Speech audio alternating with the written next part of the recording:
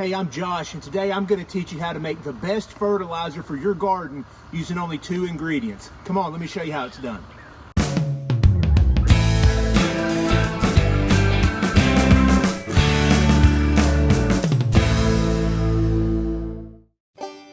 We get asked a lot why we have rabbits on our farm, because we don't raise our rabbits for meat.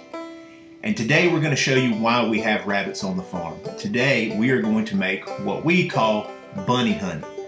We're going to take rabbit manure, we're going to mix it with a little bit of water, and we're going to allow natural enzymes to take over, and we're going to make one of the absolute best fertilizers that you've ever seen. And you can use it for any area of your garden. Now, one of the added benefits to rabbit manure over, say, chicken manure is rabbit manure is a cold manure, meaning that it doesn't have the high levels of nitrogen and it does not have the high levels of ammonia that are going to burn and or kill your plants. So you can put this directly onto your garden. You don't have to let it cool off. You don't have to wait. You can in fact put shovelfuls of rabbit manure directly on your garden soil and it will do great things. Today we have taken 2 5-gallon buckets. I've put 1 scoop of rabbit manure in the bottom of each bucket, and we started off with just a little bit of water, and then I took my drill and a mortar mixing paddle, and I'm just breaking these pellets up a little bit smaller so that we can unleash all of the potential of this rabbit manure. Once you've got it to the consistency that you want, the idea is to fill the buckets up with water all the way and then let them sit. I let mine sit for about 5 or 6 hours on this particular day. You can let it sit for 2 or 3 or even 4 weeks if you want to. The longer you let it sit, the stronger it will be. If you let it sit for a long time, you can actually portion this out and you can treat this as a concentrate, and instead of using the whole bucket, you can use a couple cupfuls and you can water it down and put it on your garden. That's not what I've done today. What I've done is I have let these buckets sit for about 5 or 6 hours, and then I'm going to pour this directly onto our potato patch. Now the potato patch is about 50 feet by 50 feet. If you followed along, you know that we started out with 150 pounds of seed potatoes. We have 12 rows, and what we're going to do is pour this directly onto the plant, and there's a reason behind that. Rabbit compost tea can be used to fight things like powdery mildew and other forms of mold, so it's not going to hurt your plant leaves. In this particular case, we're not watering to give the potatoes an actual drink. What we're doing is we're just trying to infuse the soil with the microbes and the bacteria and the fungus that are naturally occurring in this rabbit manure. So the best way to do this is to actually use a cheesecloth or other types of mesh strainers, and you want to strain out your rabbit manure tea.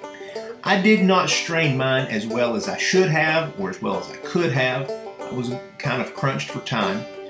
But in this particular case, I filled up a watering can, and all I'm doing is I'm walking each row and I'm pouring this directly onto the plants themselves. Again, it's good for the leaves. It's going to actually work from the top down. It's going to work its way into the soil. And as it does that, it's going to start doing some great things for your plants. It's a good idea, if you're going to do this type of fertilizing, to do it about once every 2 weeks, and it will give your plants the boost that they need. Now, we could go to the big box stores and we could purchase fertilizer in pellet form or other types, but we really try hard to keep things as organic as we can. We want to take advantage of what we have here on the farm, and so we're saving a little bit of money by not buying our fertilizer, and we're having the added benefit of it being eco-friendly and it's natural. The only thing that we've really got invested in this is our time. And so what we've done is we are watering each row with this bunny honey, and it's going to do great things. You can use it any time of year. You can use it as often as you want. You're not going to overfeed your plants when you use natural fertilizer like this. Now, for the potatoes, they have been in the ground for about 6 weeks, so they are halfway through their growing process. So now is a great time to start fertilizing because there are small potatoes that have already formed in the ground. This is the point in the process where the potatoes are going to be growing, and we want to give them as good a chance as they can have so that we have as large of a harvest as possible. So as you're going through your garden and you're deciding when and where you want to fertilize, some things to keep in mind, like for potatoes, when you see that the flowers are beginning to come out, that's a good time to start fertilizing because there's a lot of action going on under the ground that you can't see. You want to give those roots a good drink.